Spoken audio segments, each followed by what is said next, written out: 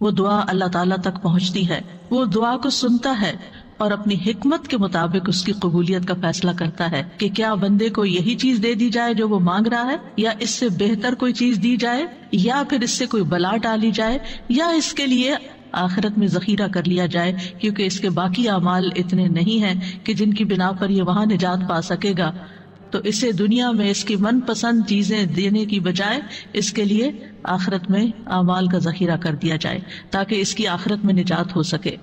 لہذا ہم سب کو دعا کرتے رہنا چاہیے۔ دعا عظیم عبادت، شرف والی عبادت، وہ عبادت جس کو اللہ تعالیٰ پسند کرتا ہے، وہ عبادت کہ جسے چھوڑ دیا جائے تو اللہ تعالیٰ ناراض ہوتا ہے۔ دعا توحید کی بنیاد ہے، یہ ہمیں اپنے رب سے قریب کر دیتی ہے، اس سے ہماری مشکلات آسان ہوتی ہیں، تکلیفیں دور ہوتی ہیں، ہمیں برکتیں حاصل ہوتی ہیں۔ لہذا جو مشکلات سے نکلنا چاہتا ہے وہ دعا کو اپنے لیے لازم کر لے، کیونکہ اللہ تعالیٰ ہی پریشانیوں کو دور کرتا ہے۔ امن یجیب المضطر اذا دعاہ ویکشف السوء، بھلا کون ہے جو لاچار کی فریاد رسی کرتا ہے جب وہ اسے پکارتا ہے اور اس کی تکلیف کو دور کر دیتا ہے۔ تو جو شخص بھی مشکلات سے، پریشانیوں سے نجات چاہتا ہے اس کے لیے ضروری ہے کہ وہ دعا کو لازم کر لے، کیونکہ اللہ تعالیٰ ہی پریشانیاں دور کرتا ہے۔ اللہ تعالیٰ کے علاوہ کوئی نہیں جو پریشانی دور کر سکے۔ وقتی طور پر کوئی آپ کو دلاسا دے دے گا، کوئی آپ کی ہمت افزائی کر دے گا، کوئی آپ کا دکھ بانٹ دے گا، لیکن آپ کی مشکل صرف اور صرف اللہ تعالیٰ ہی حل کر سکتا ہے۔ وَإِن يَمْسَسْكَ اللَّهُ بِضُرٍّ فَلَا كَاشِفَ لَهُ إِلَّا هُوَ وَإِن يَمْسَسْكَ بِخَيْرٍ فَهُوَ عَلَى كُلِّ شَيْءٍ قَدِيرٌ، اگر اللہ تجھے کوئی تکلیف پہنچائے تو اس کے سوا اسے کوئی دور کرنے والا نہیں، اور اگر وہ تجھے کوئی بھلائی پہنچائے تو وہ ہر چیز پر پوری طرح قادر ہے۔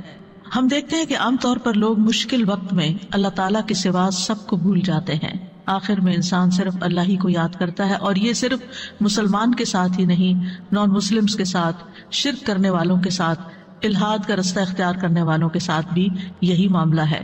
اور اس میں ہم دیکھتے ہیں کہ ایک مرتبہ جب اکرمہ بن ابی جہل نبی صلی اللہ علیہ وسلم سے بھاگ کر کشتی پر سوار ہو گئے، مکہ سے بھاگ گئے اور پھر جزیرۃ العرب چھوڑنا چاہا، اور جس کشتی پر بیٹھے وہ سمندر کے بیچ میں جا کر ڈوبنے لگی، تو کشتی کے مالکوں نے کہا کہ لوگوں اخلاص کے ساتھ دعا کرو۔ اخلاص کا مطلب یہ ہے کہ بتوں کو بھول جاؤ اور صرف اللہ سے دعا کرو، اس لیے کہ اس کے ڈوبنے کو صرف اللہ ہی بچا سکتا ہے۔ تو اس وقت چونک اٹھے کہ اسی چیز کی دعوت تو ہمیں محمد صلی اللہ علیہ وسلم دے رہے ہیں۔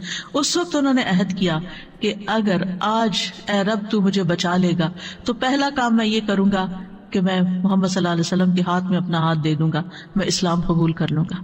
اور پھر آپ جانتے ہیں کہ اکرمہ بن ابی جہل نے کس اخلاص کے ساتھ اسلام قبول کیا، تو دعا کی قبولیت ہی ان کے اسلام کا ایک ذریعہ بنی۔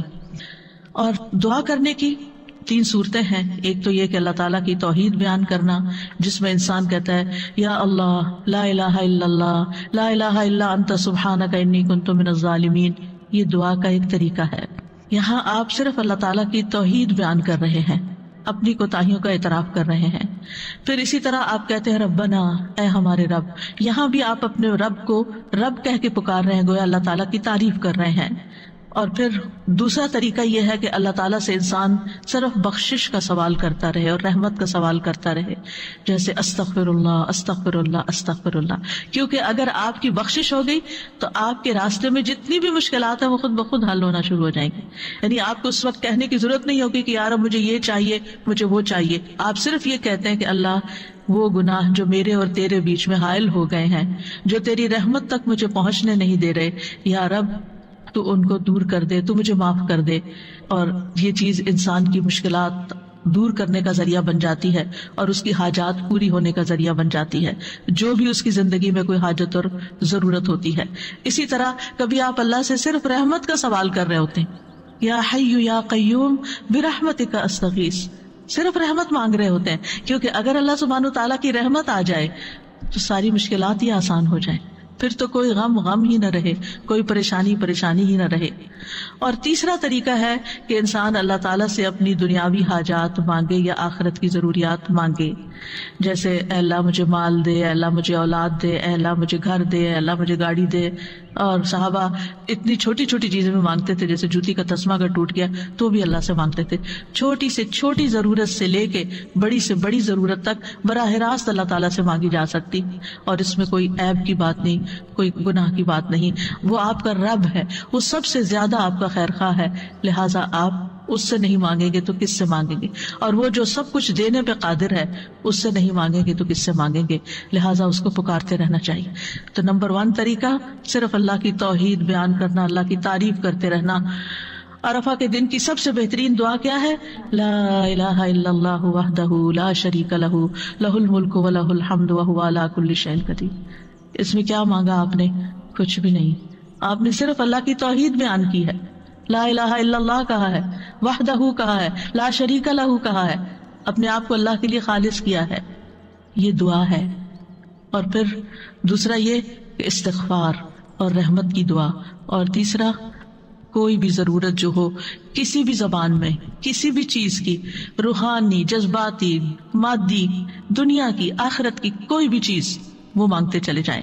ہم دیکھتے ہیں کہ انبیاء علیہ السلام اپنی حاجات اللہ تعالیٰ کے سامنے رکھتے تھے، مشکل وقت میں اللہ تعالیٰ کی طرف رجوع کیا کرتے تھے.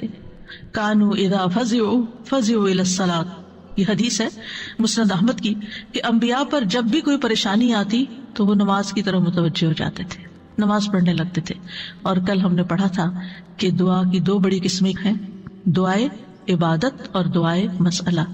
کہ عبادت بھی بذات خود دعا ہے، دعائے حال ہے، یعنی ہم ایسی حالت میں ہیں، ایسی عبادت میں ہیں کہ جو اللہ کی رحمت کو ہماری طرف متوجہ کر رہی ہے. انسان سب سے زیادہ اللہ کے قریب کہاں ہوتا ہے؟ سجدے کی حالت میں، اقرب الیہ. لہذا خوب خوب وہاں دعا کرنی چاہیے. تو نماز بذات خود پریئر ہے، اس کو کہتے بھی پریئر ہے.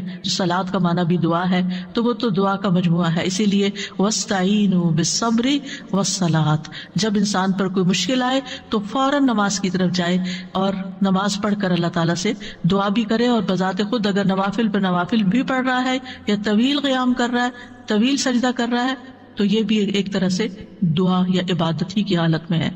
انبیاء علیہ السلام کی دعائیں کیوں قبول ہوئی؟ ہم ایک کے بعد ایک پیغمبر کے بارے میں قرآن مجید میں پڑھتے ہیں، اور ہر پیغمبر کی دعا کے بارے میں پڑھتے ہیں کہ وہ قبول ہو گئی. کیوں؟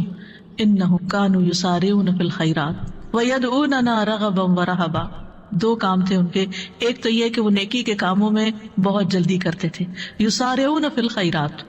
تو دعاؤں کی قبولیت کے لیے کیا ہے؟ نیکیوں میں جلدی کریں، نیکیوں میں دوڑ لگائیں، نیکیوں میں آگے بڑھیں. وَيَدْعُونَنَا رَغَبًا وَرَهَبًا، اور وہ ہمیں پکارتے تھے رغبت کے ساتھ بھی اور رہبت کے ساتھ بھی، امید کے ساتھ بھی اور خوف کے ساتھ بھی. تو انسان کو اپنے رب کو امید اور خوف دونوں طریقوں سے پکارنا چاہیے. تو ہم دیکھتے ہیں کہ آدم علیہ السلام پر جب پریشانی آئی، شیطان کے کہنے میں وہ آ گئے اور پھر انہوں نے دعا کی، ربنا ظلمنا انفسنا وان لم تغفر لنا وترحمنا لنکونن من الخاسرین، کہ اے ہمارے رب، ہم نے اپنی جانوں پر ظلم کیا، اگر تو نے ہمیں نہ بخشا، ہم پر رحم نہ کیا، تو ضرور ہم خسارہ پانے والوں میں سے ہو جائیں گے. تو کیا ہوا؟ اللہ تعالیٰ نے دعا قبول کی. فَتَلَقَّى آدَمُ مِن رَبِّهِ كَلِمَاتٍ فَتَابَ عَلَيْهِ إِنَّهُ هُوَ التَّوَّابُ الرَّحِيمُ. اللہ سبحانہ وتعالیٰ نے آدم علیہ السلام کی توبہ قبول کر لی. نوح علیہ السلام کی قوم نے ان کے ساتھ بہت برا سلوک کیا. كذبت قبلهم قوم نوح فكذبوا عبدنا وقالوا مجنون وازدجر فدعا ربه انی مغلوب فانتصر. ان سے پہلے قوم نوح نے بھی جھٹلایا تھا، بس انہوں نے ہمارے بندے کو جھٹلا دیا اور کہنے لگے یہ مجنون ہے، اور وہ بری طرح جھڑک دیا گیا. یعنی قوم کے اوباش قسم کے لوگ ان کے ساتھ ڈانٹ ڈپٹ بھی کرتے تھے. اور بعض روایات میں آتا ہے کہ انہوں نے ان کو اتنا مارا کہ بے ہوش کر دیا. تو انہوں نے اپنے رب کو پکارا، انی مغلوب، رب میں مغلوب ہو گیا ہوں، میرا ان پہ کوئی بس نہیں چلتا، میں ان کے ساتھ ہر طریقہ آزما چکا ہوں، یہ نہیں مانتے، بس تو میری مدد کر. کیا ہوا؟ اللہ تعالیٰ فرماتے وَنُوحًا إِذْ نَادَى مِن قَبْلُ فَاسْتَجَبْنَا لَهُ فَنَجَّيْنَاهُ وَأَهْلَهُ مِنَ الْكَرْبِ الْعَظِيمِ. اور نوح کو بھی جب اس نے اس سے پہلے پکارا تو ہم نے اس کی دعا قبول کر لی، پھر اسے اور اس کے گھر والوں کو بہت بڑی گھبراہٹ سے بچا لیا. وَلَقَدْ نَادَانَا نُوحٌ فَلَنِعْمَ الْمُجِيبُونَ. اور بلا شبہ یقیناً نوح نے ہمیں پکارا تو یقیناً ہم بہت اچھے قبول کرنے والے ہیں. اللہ تعالیٰ نے ان کی دعا قبول کر لی اور پوری قوم کو ڈبو دیا سوائے ایمان والوں کے، اور اپنے بندے کا بدلہ لے لیا. یونس علیہ السلام کی مثال ہمارے سامنے ہے کہ جب اپنی قوم سے ناراض ہو کر، غضبناک ہو کر چلے گئے تھے، چلتے چلتے سمندر تک، سمندر سے کشتی میں، کشتی سے مچھلی کے پیٹ میں، اور مچھلی چلی گئی سمندر کی تہہ میں، اندھیروں پر اندھیرے. فنادا فی الظلمات ان لا الہ الا انت سبحانک انی کنت من الظالمین. تو اس نے